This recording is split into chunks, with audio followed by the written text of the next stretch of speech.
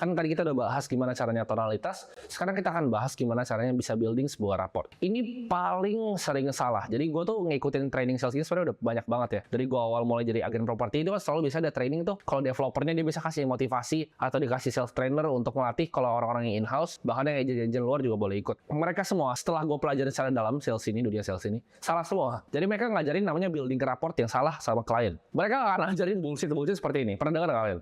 Oh, kalau kita ketemu klien, kita harus jadi persis sama kayak kliennya, ya kan? Gue dulu diajarin gitu. Jadi kayak mirroring nih, misalnya nih duduk dia begini, lu ikutin begini tangannya. Dia begini, lu begini gitu. Pokoknya ikutin karena gayanya sama. Terus kalau dia suka apa, lo harus pura-pura suka. Itu jatuhnya fake. Misalnya nih, lu sebuah sales dan gue bilang nih, gue suka ikan. Terus kayak, wih ikan bagus ya. Gue bisa tahu lu tuh fake gitu. Lu cuma mau jilat gue buat dapetin duit gue. Jadi gak usah kita pakai cara building rapport yang seperti itu. Diajarin ya kalau di training sales biasa itu diajarin jadi seperti bunglon. Kalian tau gak? Jadi kalau nempel di kayu tuh berubah warnanya, nempelnya berubah. Jangan ikut orang jadi apa gitu. Tapi jadilah diri kita sendiri dan jadilah sebuah expert di bidang kita. Itu caranya how you get more sales. Bukan jadi bunglon. Bukan dia suka ikan. Saya suka ikan hias juga pak. Oh gimana pak terus propertinya?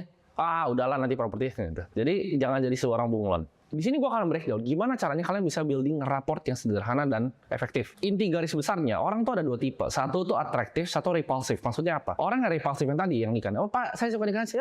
Ikan hias bapak bagus banget gitu, yang suka ngejilat. Itu repulsif. Kalian pernah nggak punya teman atau di tongkrongan kalian, entah kenapa kalian nggak suka aja gitu sama orang. Karena balik lagi, it's the way mereka present diri mereka. Gimana cara mereka ngomong dengan tonalitas suaranya. Gimana caranya mereka jadi bunglon, mau coba di sini, mau coba di sana. Itu orang-orang yang repulsif dan sales yang begitu. Itu kalian pasti deh susah closingnya. Percayalah, customer tuh nggak ada yang perlu dijilat. Kalian cuma perlu kasih tahu mereka tuh sebenarnya butuhnya apa. Kalian bantu mereka deliver dan kalian peduli sama mereka. Kalian benar-benar care. Bukan cuma sekedar untuk ngambil komisi dari mereka. Ada orang yang terkesan ngeselin, ada orang yang terkesan tuh karismatik. Yang bikin bahan konglomerat tuh mau main sama dia. Tapi kalian mungkin ngomong di sini, tapi saya nggak punya karisma. Gimana caranya bikin karisma? Gua ajarin caranya kalian bikin karisma. Karisma itu bisa dilatih. Karisma itu sesimpel yang pertama tadi kita belajar. Tonalitas. Balik lagi ke cara kita menyampaikan. Cara penyampaian kita seperti apa. Gimana caranya jadi orang yang disukain dong kalau gitu sama calon klien. Caranya itu cuma satu. Manusia itu sebenarnya dari dasarnya ya. Egoisnya minta ampun. Manusia itu cuma peduli gua, dan gua. Jadi manusia itu makhluk yang egois. Kalau lu bisa bantu klien lu achieve goals dan mimpi-mimpi mereka dengan produk lu, pasti akan closing. Tujuannya seorang sales adalah bawa customer ke dalam mimpinya mereka. Bawa customer ke tujuannya mereka. Bawa customer ke kebutuhannya mereka. Sesimpel itu. Dari sini kita sebenarnya bisa tarik ke beberapa aspek ya. Jualan itu bukan nipu ya. Beda. Jualan sama nipu itu beda. Jualan itu kita bantu customer ke kebutuhan dia apa. Dan kalian sebagai sales benar-benar percaya bahwa apa yang kalian bawa ini tuh bisa membantu hidup mereka. Contohnya, kalian jualan asuransi. Kalian benar-benar percaya dari diri kalian. Bukan cuma dapat komisi buat keren-kerenan presentasi dapat bonus, enggak. Kalian benar-benar percaya ini asuransi ini bisa bantu hidup dia menjadi lebih baik. Oh, klien gue ini hidupnya lebih baik loh. Dan kebetulan dia juga ada kebutuhannya untuk pakai asuransi gue dan kita ketemu di sana. Itu cara bikin klien suka sama kalian. Kalian benar-benar care sama kliennya, apa yang dia butuhkan, apa yang dia mau. Benar-benar dengerin dia. Tunjukin kalian benar-benar peduli. Jangan pernah maksa dan jangan pernah debat sama customer. Contohnya, kalian jualan asuransi lagi nih tadi nih. Terus customer kalian, aduh kayaknya nggak dulu deh, om kayaknya nggak dulu. Atau tante kayaknya nggak dulu. Atau, bro, gue kesini cuma buat kenalan sama lu, cuman maksudnya nggak dulu deh gitu. Mungkin kalian ada yang keras kepala, merasa sakit hati, merasa ditolak, ya gimana gitu. Tapi coba kalian pikir dengan cara yang lain. Ngertiin mereka. Kalau kalian di posisi mereka tuh seperti apa rasanya. Kalian akan ngomong gini, misalnya ditolak, oh bro kayaknya nanti dulu. Kalian jawab gini, kalian belum ngerti apa posisi mereka. Oh iya nggak apa-apa bro, gue ngerti banget kok nggak apa-apa. Tapi lu mungkin nggak bro, ada mungkin punya teman, punya kenalan, atau yang butuh asuransi, bisa kontak gue ya bro. Kan enak kayak gitu. Kalian nggak harus maksa dia, bahkan dia akan mikir, kalau misalnya nanti suatu butuh, iya ya, ini orang asuransinya itu nggak maksa gue loh. Oh ini orang asuransi baik, kalau gue punya anci, gue butuh asuransi, kayaknya gue kasih dia aja deh. Karena dia kayaknya genuine dan dia nggak maksa-maksa gue kayak agen-agen yang lain. Di situ kan dapat edge kan dibanding agen-agen yang lain. Calon klien itu ya, kalau mereka mikir kalian adalah orang yang nggak berguna, yang nggak bisa bantu hidup mereka dalam aspek apapun, mereka akan langsung tinggalin kalian. Karena mereka ngapain buang-buang waktu buat kalian? Karena balik lagi ke psikologi pertama manusia itu waspada. Jadilah seorang expert di bidangnya dan bikin mereka ngerasa, wow, lu tuh beneran ngerti ya tentang apa yang lu ngomong. Oh, expertise lu dalam juga ya. Ternyata lu ngerti banyak hal. Ibarat lu jadi agen properti deh, baru diputar 2 rumah lu udah sewot. Padahal ini kan customer dia mau dapetin rumah impian dia. Gak masalah dia mau muter 8, 9, 10 kali gitu. Gue juga pas dulu sebelum closing apartemen, muternya banyak kok, gak cuma 1-2 unit. Semuanya gue bukain, kuncinya nggak ada pun gue minta reception, gue telepon. Ownernya bisa datang nggak 1 jam lagi? Gue puterin dulu yang lain, gue ke bawah ambil, gue bukain ke dia. Butuh effort juga untuk menjadi seorang sales. Building rapport, intinya ada secepat-cepatnya lu nunjukin ke mereka bahwa lu bisa bawa mereka ke goals mereka, ke kebutuhan mereka, dan that's it, titik. Nggak perlu mirroring, nggak perlu yang lain. Tunjukin bahwa lu peduli, tunjukin bahwa lu bisa bawa dia ke impian dia. Tujuan sales kan sebenarnya simple. Bikin orang dari pertama nih kenal kalian sampai ke closing kan. Lurus nih garisnya nih. Lu nggak perlu bikin ke atas ke bawah nih. Kayak ibarat sungai ya, lurus aja gitu. Memang akan sungai ntar bercabang sedikit ke kanan, kalian tarik lagi. Itu namanya sales control. Nanti kita akan pelajarin di sales flow ya. Tapi intinya kalian dengan building rapport ini, kalian kontrol flow dari salesnya. Dari pertama kenalan ke closing dealnya. Dalam proses ini, itu building rapport tuh tadi. Bahwa kalian benar-benar peduli. Bahwa kalian bisa deliver dia ke kebutuhannya. Itu ibarat agen intelijen. Kalian cari deepest desire dia tuh apa sih? Apa sih yang sebenarnya dia butuhkan? Apa sih yang sebenarnya dia mau? Values mereka apa? Tier values, oh menurut saya ini lebih penting, ini lebih penting, ini lebih penting. Itu yang kalian analisa. Jadi kalian jadi seorang intelijen dalam building rapport. Sama ini. Dari awal gue door to door cafe sampai konglomerat sama, gue building rapport. Gue mau tahu, oh kebutuhannya dia apa yang bisa gue deliver ya value ke dia. Gimana caranya dia melihat gue sebagai expert ya? Sama, mindset sama. Gimana caranya dia bisa lihat gue bener-bener genuine bantu dia. Gue pengen dia untuk nyampe goals dia. Lebih penting dibanding komisi gue. Ini yang bisa bedain antara sales yang jago banget sama sales yang biasa. Kalau kalian udah biasa nih, jadi seorang intelijen untuk build rapport ini. Di dalam kalian bikin rapport ini, kalian udah bisa lihat, oh ini emang cocok sama produk gue, yang ini nih nggak cocok nih. Ini nggak bakal closing. Kalian udah tahu, udah ada feel-nya. Tapi itu ribuan repetisi, ya. Ribuan cold call. Kalian udah tahu, oh orangnya kayak gini tuh kayak gini. Oh orang kayak ini kayak gini. Itu akan jadi pattern recognition di otak kalian. Kalian akan tahu, oh yang kayak begini tuh, dia ujung-ujungnya nggak akan beli rumah. Yang kayak itu ujung-ujungnya nggak akan beli asuransi. Dan oke, it's okay. Karena sales itu bukan bisa closing 100% semua orang. Sales itu bukan closing 100% semua orang. Karena ada orang yang memang nggak bisa di-close. Dan nggak masalah. Nah itu kita akan bahas tuh nanti di prospecting. Gimana caranya kita dapat prospek yang lebih baik. Gue pengen kalian punya skill jualan. Sampai kalian mikir gini, begitu kalian coba jualin nih, kalian udah prospecting, kalian tahu, oh ini kayaknya nggak bisa closing, dan nggak closing. Kalian akan mikir, oh memang ini orang nggak bisa di-close. Moti-moti kayak mau sales terbaik di dunia yang jualin, mereka nggak akan ada yang bisa closing orang. Karena memang dia nggak cocok gitu. Sales yang pemula itu nggak punya sales funnel yang baik. Mereka terima semua orang dengan tangan terbuka. Ya semua di customer gue. Mereka nggak filter. Kenapa Harvard itu jadi Harvard? Karena mereka filter. Yang masuk tuh nilainya harus bagus, harus pinter, bayarnya harus mahal, harus mampu bayar. Harvard nggak terima kan ke semua orang. Tapi dia kampus nomor 1 di dunia. Jadilah Harvard. Ya. Mau jadi sales yang top, lu nggak bisa jualan ke semua orang. Kalau kalian sales mobil supercar gitu, kalian nggak bisa jualan dong ke semua orang. Kalian nggak bisa jualan dong ke tukang bakso. Tahu juga marketnya di mana, kita ambilnya di mana. Kalau kalian ngerti jual kebutuhan atau namanya sell the need, kalian akan keluar dari namanya perang harga. Mereka bahkan nggak akan bandingin kalian sama yang sebelah. Kadang kan ada yang keluar gini, misalnya kalian sales impor nih, misalnya AC impor, ini gua nggak salah aja, AC impor, kalian bilang, ini harga AC saya misalnya 3 juta. Ah tapi Pak, kemarin saya lihat tuh dari Cina tuh tokonya Aliong dia 2,8. Itu kalian nggak akan masuk dalam situ. Kalau kalian jual benar-benar kebutuhan dia, kalian jual pakai emosionalnya. Sales di level tertinggi adalah transfer emosi ke klien kalian. Maksudnya apa? Gue ulangi lagi. Sales dalam level tertinggi adalah transfer emosi ke dalam klien kalian. Jadi yang kalian jual adalah emosi masa depan. Kalau di rumah nih kalian bayangin, dia harus sampai ngomong, oh iya ya kalau misalnya ada anak di sini enak ya.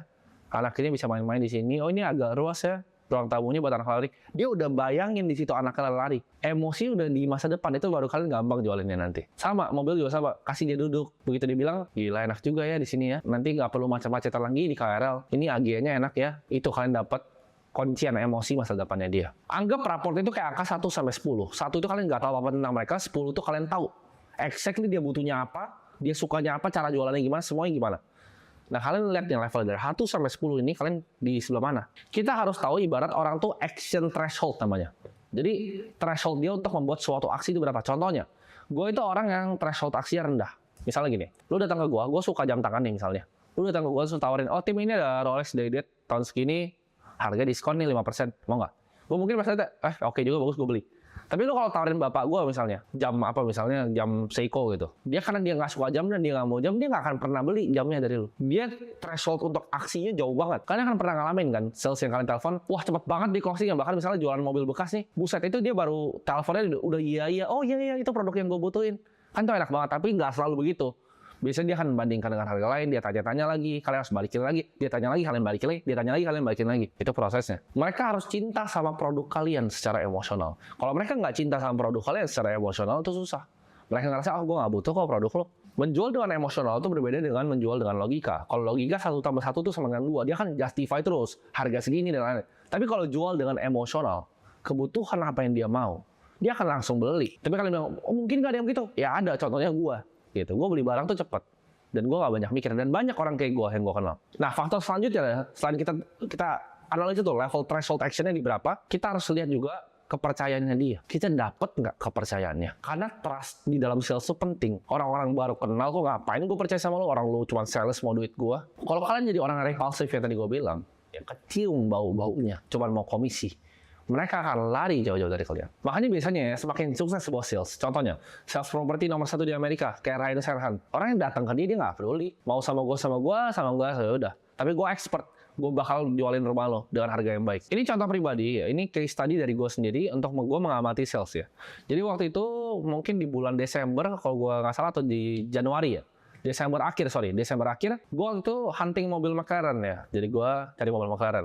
Nah, gue ketemu 2 opsi. Mobil yang gue mau tuh sama sebenarnya. Dua-duanya McLaren Spider, tahunnya sama, tapi ada 2 yang jualan. Satu itu barangnya dipegang sama anak consignment mobil di Instagram. Ya lumayan terkenal. Tapi anak consignment mobil, satu itu dealer mobil yang memang udah terkenal. Dia dulu bekas pegang McLaren Jakarta. Nah, perbedaannya apa nih? Ya, ini perbedaan yang gue kasih tau kalian ya. Yang expert jualan sama yang baru mulai. Mungkin dia baru consignment 3-4 tahun. Ya, jualan mobil belum lama. Yang ini jualan mobil udah puluhan tahun. Dan udah terkenal, kalau Fitra Eri juga nge-review dari dia semua. Ya gue sebut aja, Evans Motor gitu dealernya. Yang satu ini consignment, gue nggak usah sebut lah consignmentnya. Gue begitu datang, satu, dia udah telat. Lu bayangin nggak? Gue mau beli mobil miliaran loh. Gue beli mobil tuh seharga rumah berjalan. Tuh bocah telat. Dia kasih harga bagus sebenarnya. Karena kan dia consignment, dia nggak bisa jual mahal dong. Dia jual di bawah market lah. Gue tanya, gimana bro ini mobilnya? Ada kurangnya apa? Oh ini nggak ada kurangnya bro. Ini bisa bro bisa lihat sendiri aja. Coba aja nanti test drive. Gue test drive kan. Gue tanya lagi kurangnya di mana? Padahal gue lihatnya di samping di setirnya itu udah ada baret segala macam. Oh nggak ada bro, kinclong bro, ini carbon fiber setirnya masih begini. Nah itu kalian bisa nangkap kan, itu kayak snake oil salesman gitu dia. Gue bisa cium, nih orang cuma mau jualan mobilnya biar cepat laku gitu. Oh iya enak ya bro, ya ini bisa buka gini nih. Nah, beda banget sama pas gue datang ke dealernya Evans Motor. Gue datang sana, gue tanya mobilnya mana, oh bro ini mobilnya. Gue tanya waktu itu, kurangnya di mana? Dia jelasin, oh ini kurangnya di sini, tapi kita bisa benerin seperti ini, biayanya sekiranya mungkin segini bro. Jadi ntar pas bro pakai udah rapi semuanya. Nah kalau lu beli mobil, ya apalagi mobil supercar, lu pasti bingung kan untuk beresin, apa misalnya gue nggak punya waktu untuk beresin maintenance ya. Jadi misalnya mobil gue kenapa-napa, kalau gue beli sama bocah tadi, itu udah pasti ditinggal punya. Kalau sama gitu paling cuma refer ke bengkel temennya terus udah ditinggal. Tapi di dealer ini, memang mobilnya lebih mahal harganya. Tapi begitu gue rusak sampai sekarang terbukti kan, di towing semuanya lebih enak gitu, prosesnya cepat, nggak ribet, bener-bener dibantu gitu.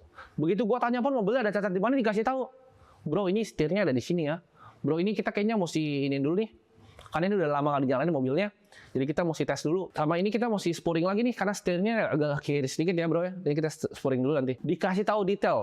Ada, ini nih baret dikit dari velg kanannya. Itu bedanya sales yang jago sama sales yang awam. Lu lebih pilih beli mobil sama yang mana? Ya akhirnya gue beli sama siapa ya? Jelas gue beli sama dealer yang kedua.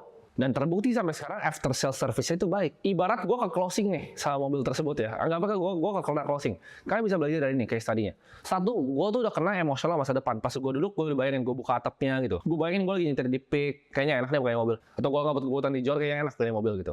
Gue udah kena emosional masa depan yang pertama. Dan yang kedua, gue dapat faktor trustnya. Karena yang satu tuh ngibul. Orang gue lihat kok baret, dia mau bilang kagak ada yang baret. Dia bilangnya udah bro, gencek aja. Sama yang satu kasih tahu berjelas semuanya terus rusaknya di mana. Lebih percaya yang mana? Ya.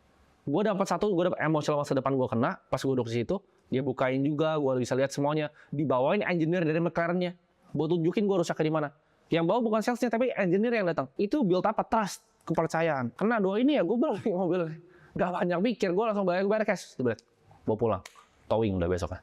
Ya simple. Nah itu dia seni dalam buat raport ke calon customer kalian. Begitu kalian gabungin nih semua ini untuk dalam building raport tadi, jadi raport yang komplit. Stop jadi orang yang repulsif, kalian jadi seorang intelijen, kalian gather intelligence, oh dia sukanya apa, kebutuhannya apa yang dia suka sih, mobil mana sih yang dia mau, kalian bisa bantu mereka untuk gimana caranya achieve goal mereka. Kalian bisa kena nih, kalian tembak titik emosional masa depannya, begitu rumah, mereka bayangin, oh anaknya lari di sini, oh iya ya nanti mama saya sakit, kalau saya punya asuransi kayaknya lebih tenang saya. Jadi nggak usah keluar uang, kalian benar-benar tunjukin bahwa kalian peduli dan kalian care. Bukan sekedar cuma kalian mirroring, kalian mau jadi mereka, kalian pura-pura suka sama mereka. Kalian beneran care kebutuhan mereka. Oh dia memang ini mobil impian dia. Gimana cara kita service ini? Seolah-olah ini adalah memang beneran mobil impian dia. Jadi kalian beneran care sama mereka, Ya, mereka benar-benar percaya sama kalian dan mereka beneran actually cinta sama produk ya. What happens next? Boom. Closing sales. Ya, mau jualan mobil miliaran harga rumah, mau jualan mobil Agia, lu mau jualan gerobak bakso, mau jualan sedotan kayak gua ke kafe. Konsepnya sama dalam building rapport.